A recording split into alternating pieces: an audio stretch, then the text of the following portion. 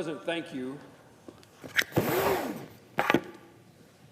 Exactly 1 month ago today, I stood on the Senate floor and spoke about the impact of the government shutdown was having on an already troubled aviation system, and that the traveling public was facing tremendous challenges with that shutdown, and I cautioned against prolonging it. Now, 30 days later, we're still here. I was concerned that if the shutdown continued, it can force the closure of parts of the airspace and lead to further reductions in the air traffic controller workforce. Unfortunately, both these concerns have materialized in what has become the longest government shutdown in our nation's history.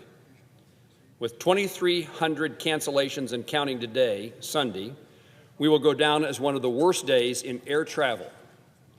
I've never seen anything good come from a government shutdown. Lapses in federal funding have made it harder for families to access SNAP benefits. Head Start programs have been put on pause, and thousands of federal employees are unable to receive a paycheck.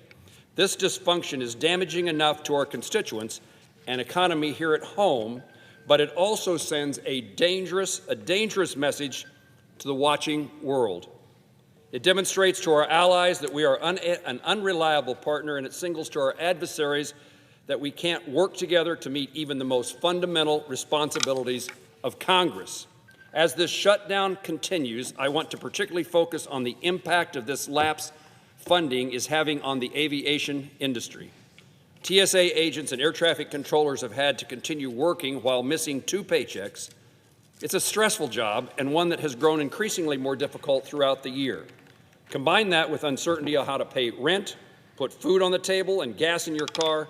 It is no surprise that we're seeing more and more controllers not show up to work. We are already facing a shortage of controllers, and now we are seeing more having to pick up second jobs to pay the bills, or seeing some quit entirely. Our inaction and our inability to gain consensus are deterring young people interested in futures such as air traffic controllers or other aviation professionals from pursuing those careers. The vulnerabilities in our aviation system has led Secretary Sean Duffy to begin reducing flights by 10% at 40 major airports. Airlines, businesses, and general aviation alike are cutting into their operations to make certain that airspace is as safe as possible. It is critical to know that these impacts are not lopsided on those high-traffic areas. Small and medium hub airports, such as we have in Kansas, that connect to those 40 are experiencing this pain just as much. While this is a painful step, it is necessary for the safety of the traveling public, and I support Secretary Duffy's decisions. American Airlines indicated to me they've canceled more than 240 flights yesterday and delayed more than 1,000 flights, impacting more than 150,000 passengers. Airlines for America said that staffing shortages disrupted the flights of more than 4 million passengers from October 1 to November the 7th on their partner airlines. And that was before the mandatory reductions were put in place by the Department of Transportation. We can expect more cuts if we do not reopen the government. We saw how fragile our air system is, and it's the reason I highlight aviation and the consequences of the shutdown tonight. We saw how fragile our air system is earlier this year when a series of failures led to a mid-air collision on January the 29th, which claimed the lives of 67, including those of Kansas. That accident forced Congress and our nation to reckon with an issue that has plagued us for decades. Why have we not effectively modernized our airspace system?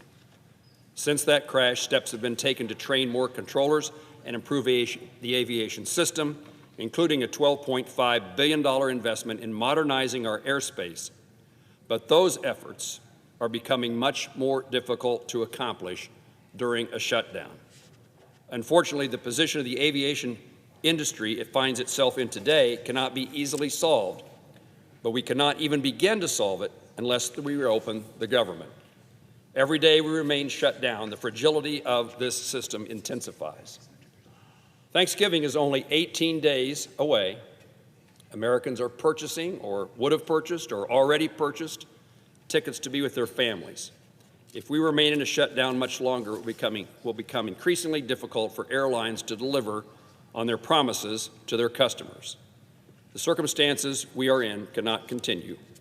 We must reopen the government. I urge my colleagues to pass a clean continuing resolution to reopen government. I'm committed to working with my colleagues,